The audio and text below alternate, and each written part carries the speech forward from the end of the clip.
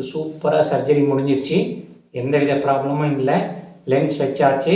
தைரியமாக நீங்கள் வீட்டுக்கு போகலாம்.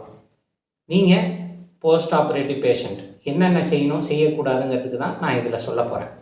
ஃபஸ்ட்டு கையில் ஒரு 4 மாத்திரை கையில் கொடுத்துருப்போங்க.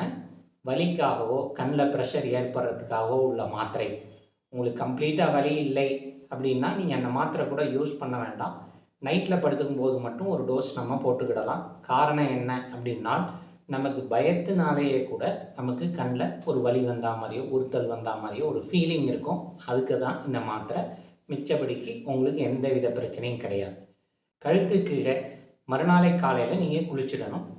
குளித்த பிறகு தான் நான் கட்டை ரிமூவ் பண்ண சொல்லுவேன். ஏன் அப்படின்னா, நம்ம உடம்பு கை கால் எல்லாம் க்ளீன் ஆகிடுச்சு.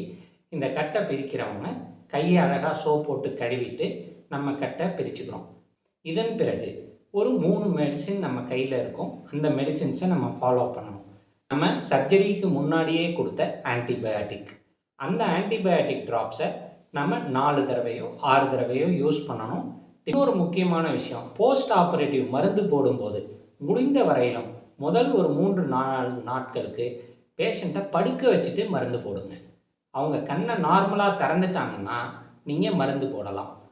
படுக்க வச்சுட்டு போடும்போது நம்ம அந்த கீழ்ப்பட்டையை இப்படி இழுத்து பிடிச்சிக்கிட்டு இந்த சிவப்பு இருக்கிற இடத்துல நம்ம ஒரு சொட்டு போட்டுட்டு விட்டுடலாம். ஏன் இது சொல்கிறேன் அப்படின்னால், இந்த மேல் பட்டையை அவங்க மூடி இருக்கும்போது இழுத்திங்கன்னா அது நம்ம கையே அவங்க கண்ணை அழுத்தும். இல்லை நழுவி போய் நம்ம கை அவங்க கண்ணில் முடியில் குத்திடலாம். இதில் இன்னொரு மெடிசின் இருக்குங்க. அதாவது என்னென்னா, இப்போ இந்த ஸ்டீராய்டு மெடிசின்னு சொல்கிறது, இது போஸ்ட் ஆப்ரேட்டிவ்க்கு ரொம்ப ரொம்ப இம்பார்ட்டண்ட். ஸோ இந்த மருந்து என்னவாக இருக்கும் அப்படின்னோம்னா, உள்ளுக்குள்ளே மாவு மாதிரி இருக்கும். அதாவது கிரானியூல்ஸ், அதாவது அரைச்சி தண்ணியில் கறந்தா மாதிரி. ஆகையால் என்ன பண்ணணும் அப்படின்னால், இந்த மருந்தை நம்ம என்றைக்குமே ஷேக் பண்ணிவிட்டு போடணும். அட்லீஸ்ட் ஒரு 2-3 தடவை ஷேக் பண்ணிவிட்டு இந்த மருந்தை ஒரு சொட்டு போடணும்.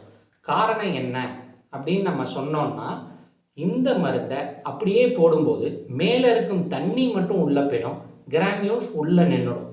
இது ஒரு 2-3 வாரம் பொறுத்து நீங்கள் போடும்போது அந்த கிரானியூல்ஸே கண்ணுள்ள விழும்போது அதுவே கண் உறுத்துற மாதிரி இருக்கும், அரிக்கிற மாதிரி இருக்கும்.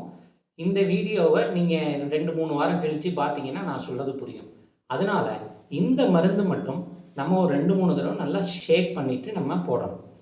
சுகர் இருக்கிறவங்களுக்கு ஒரு டெபாஃபினாக்னு ஒரு மருந்து, இல்லை பிராம்ஃபினாக்னு ஒரு மருந்து ஒரு 4வது நாட்களில் ஆரம்பிப்போம்.